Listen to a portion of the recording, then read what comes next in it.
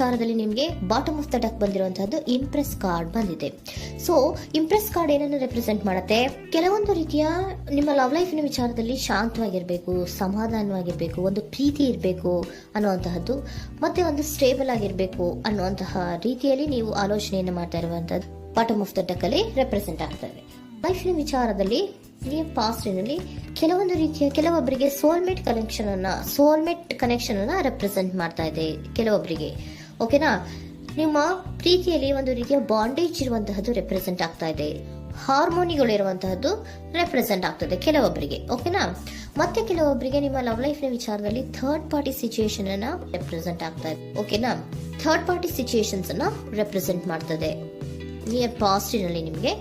Next card ಬಂದಿರುವಂತಹದ್ದು page of swords ಬಂದಿದೆ. Third card ಬಂದಿರುವಂತಹದ್ದು ಯಾವುದು? ನಿಮಗೆ ಪೇಜ್ ಆಫ್ ಸೋರ್ಟ್ಸ್ ಬಂದಿದೆ. ಸೊ ಕ್ಯೂರಿಯಾಸಿಟಿ ಇದ್ದಂತಹ, ನಿಮ್ಮ ಲವ್ ಲೈಫಿನ ವಿಚಾರದಲ್ಲಿ ಒಂದು ಕ್ಯೂರಿಯಾಸಿಟಿ ಇದ್ದಂತಹ, ಒಂದು ರೀತಿಯ ಬಾಂಡೇಜ್ ಇದ್ದಂತಹ, ಸ್ವಲ್ಪ ನೀವು ಮಾತಾಡಿರುವಂತಹ ಸಾಧ್ಯತೆಗಳು ರೀಸೆಂಟ್ ಪಾಸ್ಟ್ ನಲ್ಲಿ ರೆಪ್ರೆಸೆಂಟ್ ಆಗ್ತಾ ಇದೆ. ಸೊ ನಿಮ್ಮ ಲವ್ ಲೈಫಿನ ವಿಚಾರವಾಗಿ ಒಂದು ರೀತಿಯ ಬಾಂಡೇಜ್ ಇರುವಂತಹದ್ದು, ನೀವು ಕೆಲವೊಬ್ಬರಿಗೆ ಥರ್ಡ್ ಪಾರ್ಟಿ ಸಿಚುಯೇಷನ್ ಮತ್ತೆ ಕೆಲವೊಬ್ಬರಿಗೆ ಸೋಲ್ಮೇಟ್ ಕನೆಕ್ಷನ್ ಅನ್ನ ರೆಪ್ರೆಸೆಂಟ್ ಮಾಡ್ತಾ ಇದೆ.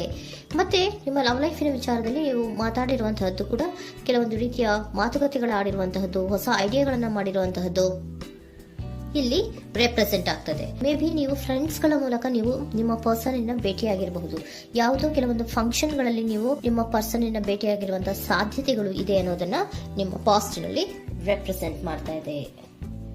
ನೆಕ್ಸ್ಟ್, ಅಟ್ ಪ್ರೆಸೆಂಟ್ ನಲ್ಲಿ ಯಾಕೋ ನಿಮ್ಮ ಲವ್ ಲೈಫಿನ ವಿಚಾರದಲ್ಲಿ ಫೀಲಿಂಗ್ ಲೆಫ್ಟ್ ಔಟ್ ಆಗಿರುವಂತಹ ಸಾಧ್ಯತೆಗಳು ರೆಪ್ರೆಸೆಂಟ್ ಆಗ್ತಾ ಇದೆ. ಅಟ್ ಪ್ರೆಸೆಂಟ್ ನಲ್ಲಿ ಯಾಕೋ ಕೆಲವೊಂದು ರೀತಿಯ ಚಿಂತೆಗಳಿರುವಂತಹದ್ದು, ವರೀಸ್ಗಳಿರುವಂತಹದ್ದು, ಬೇಜಾರಿನಲ್ಲಿ ನಿಮ್ಮ ಲವ್ ಲೈಫಿನ ವಿಚಾರದಲ್ಲಿ ಇರುವಂತಹದ್ದು ರೆಪ್ರೆಸೆಂಟ್ ಆಗ್ತಾ ಇದೆ. ಯಾಕೆ ಅಂದ್ರೆ ನಿಮ್ಮ ಲವ್ ಲೈಫಿನ ವಿಚಾರವಾಗಿ ಕೆಲವೊಂದು ರೀತಿಯ ಬದಲಾವಣೆಗಳಾಗ್ತಾ ಇರುವಂತಹದ್ದು ರೆಪ್ರೆಸೆಂಟ್ ಆಗ್ತಾ ಇದೆ. ಯಾಕೋ ಕೆಲವೊಂದು ಚೇಂಜಸ್ಗಳಾಗ್ತಾ ಇರೋದ್ರಿಂದ ನೀವು ಬೇಜಾರಿನಲ್ಲಿ ಇರುವಂತಹದ್ದು.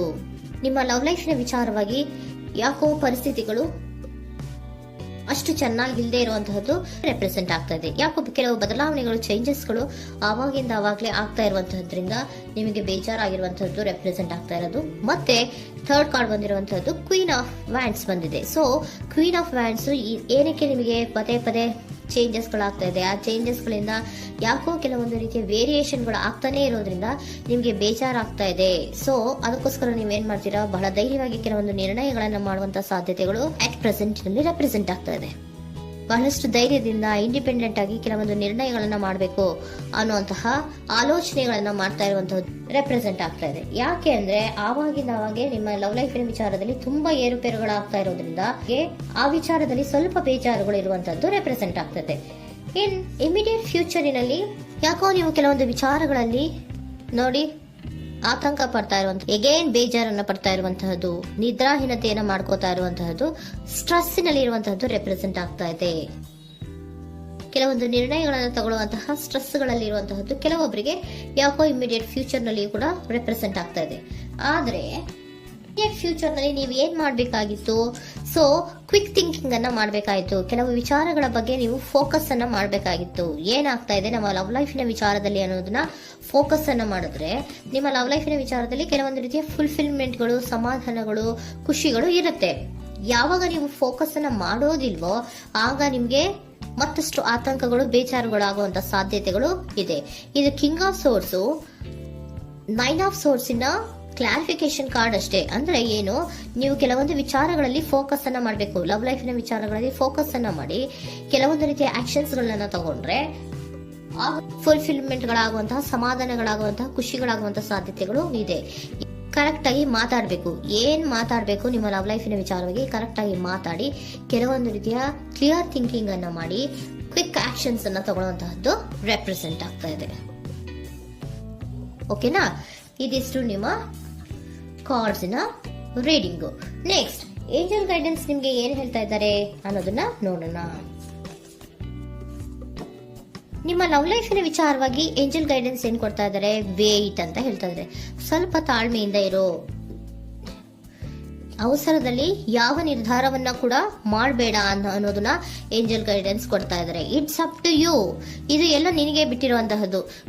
ಬೇಗ ಬೇಗ ಕೆಲವೊಂದು ನಿರ್ಧಾರಗಳನ್ನ ಕ್ವಿಕ್ ಥಿಂಕಿಂಗ್ ಅನ್ನ ಮಾಡಿದ್ರು ಕರೆಕ್ಟ್ ಆಗಿ ಕ್ಲಿಯರ್ ಥಿಂಕಿಂಗ್ ಅನ್ನ ಮಾಡಬೇಕು. ಸೊ ಕ್ಲಿಯರ್ ಥಿಂಕಿಂಗ್ ಅನ್ನ ಮಾಡೋದಕ್ಕೆ ಲವ್ ಲೈಫ್ ನ ವಿಚಾರವಾಗಿ ಸ್ವಲ್ಪ ಟೈಮು ಬೇಕಾಗುತ್ತೆ. ಅದಕ್ಕೋಸ್ಕರನೇ ಏಂಜಲ್ ಗೈಡೆನ್ಸ್ ನಿಮ್ಗೆ ಏನ್ ಕೊಡ್ತಾ ಇದ್ದಾರೆ, ಸ್ವಲ್ಪ ವೇಟ್ ಮಾಡಿ. ಇಟ್ಸ್ ಅಪ್ ಟು ಯು, ಇದು ನಿಮ್ಗೆ ಬಿಟ್ಟಿರುವಂತಹದ್ದು. ಪರ್ಫೆಕ್ಟ್ ಟೈಮಿಂಗ್, ಕೆಲವೊಂದು ವಿಚಾರಗಳಿಗೆ ಪರ್ಫೆಕ್ಟ್ ಟೈಮಿಂಗ್ ಅನ್ನೋದು ಅಥವಾ ಡಿವೈನ್ ಟೈಮಿಂಗ್ ಅನ್ನೋದು ಬರಬೇಕು. ಆಗ ಕೆಲವೊಂದು ನಿರ್ಣಯಗಳನ್ನ ಮಾಡಬಹುದು. ಸ್ವಲ್ಪ ನೀವು ಈಗ ಯಾವುದೇ ರೀತಿಯ ಅವಸರದ ನಿರ್ಧಾರಗಳನ್ನು ಮಾಡೋದು ಬೇಡ ಅಂತ ಹೇಳ್ತಾ ಇದ್ದಾರೆ. ಓಕೆ, ಸರೆಂಡರ್ ಕಾರ್ಡ್ ಏನ್ ಹೇಳ್ತಾ ಇದ್ದಾರೆ ಅನ್ನೋದನ್ನ ನೋಡೋಣ. So surrender frustration doesn't open any doors. The key to resolving a dilemma, dissolving a block, is to take a breath, center yourself and regroup so may approach the situation more calmly. Frustration, ಹತಾಶೆ ಅನ್ನೋದು ಮಾಡ್ಕೋಬೇಡಿ. ಹತಾಶೆ ಮಾಡ್ಕೊಳ್ಳೋದ್ರಿಂದ ನಿಮ್ಗೆ ಯಾವುದೇ ರೀತಿಯ ಹೊಸ ಐಡಿಯಾಗಳು ಬರಲ್ಲ, ಹೊಸ ಥಿಂಕಿಂಗ್ಗಳು ಬರಲ್ಲ, ಕ್ಲಿಯರ್ ಥಿಂಕಿಂಗ್ ಅನ್ನ ಮಾಡಕ್ಕೆ ಸಾಧ್ಯ ಆಗಲ್ಲ. ಸೊ ಅದಕ್ಕೆ ನೀವೇನ್ ಮಾಡ್ಬೇಕು, ಫ್ರಸ್ಟ್ರೇಷನ್ ಅನ್ನ ಬಿಟ್ಬಿಟ್ರೆ ನೀವು ಸಮಾಧಾನವಾಗಿ ಯೋಚನೆ ಮಾಡಿ ಕೆಲವೊಂದು ನಿರ್ಧಾರಗಳನ್ನ ಮಾಡಿ ಅನ್ನೋದನ್ನ ಸರೆಂಡರ್ ಕಾರ್ಡ್ ಕೂಡ ನಿಮ್ಗೆ ಹೇಳ್ತಾ ಇದ್ದಾರೆ. ಸೊ ನಿಮ್ಮ ಲವ್ ಲೈಫಿನ ವಿಚಾರದಲ್ಲಿ ಈಗ ಸ್ವಲ್ಪ ನಿಮಗೆ ಬೇಜಾರುಗಳಿರುವಂತಹದ್ದು, ಕೆಲವೊಂದು ಬದಲಾವಣೆಗಳು, ವೇರಿಯೇಷನ್ಗಳು ಆಗ್ತಾ ಇರುವಂತಹದ್ದು ರೆಪ್ರೆಸೆಂಟ್ ಆಗ್ತಾ ಇದೆ. ಸೊ ನಿಮ್ಮ ಲವ್ ಲೈಫಿನ ವಿಚಾರಕ್ಕೆ ಫ್ಯೂಚರಿನಲ್ಲಿ ಕೆಲವೊಂದು ಆಕ್ಷನ್ಸ್ ಅನ್ನ ತಗೋಬೇಕಾದ್ರೆ ಸ್ವಲ್ಪ ವೇಟ್ ಮಾಡಬೇಕು, ಕ್ಲಿಯರ್ ಆಗಿ ಥಿಂಕ್ ಮಾಡಬೇಕು, ಅದರಲ್ಲಿ ಆಕ್ಷನ್ಸ್ ಅನ್ನ ತಗೋಬೇಕು ಅನ್ನೋದನ್ನ ಹೇಳ್ತಾ ಇದ್ದಾರೆ. ಓಕೆನಾ? ಆಗ ಮಾತ್ರ ನಿಮ್ಗೆ ನಿಮ್ಮ ಎನರ್ಜಿಯಲ್ಲಿ ಏನ್ ಶಾಂತತೆ ಬರಬೇಕು ಅಂತ ಹೇಳ್ತೀರಲ್ಲ, ಆ ಶಾಂತತೆ ಏನ್ ಬರಬೇಕು, ಲವ್ ಲೈಫಿನ ವಿಚಾರವಾಗಿ ಶಾಂತತೆ ಯಾವಾಗ ಬರುತ್ತೆ ಅಂದ್ರೆ ನೀವು ಕ್ಲಿಯರ್ ಥಿಂಕಿಂಗ್ ಅನ್ನ ಮಾಡಿದಾಗ ಮಾತ್ರ ಬರುವಂತಹದ್ದು ಅನ್ನೋದು ಕಾರ್ಡ್ಸ್ ಗಳಲ್ಲಿ ರೆಪ್ರೆಸೆಂಟ್ ಆಗ್ತದೆ.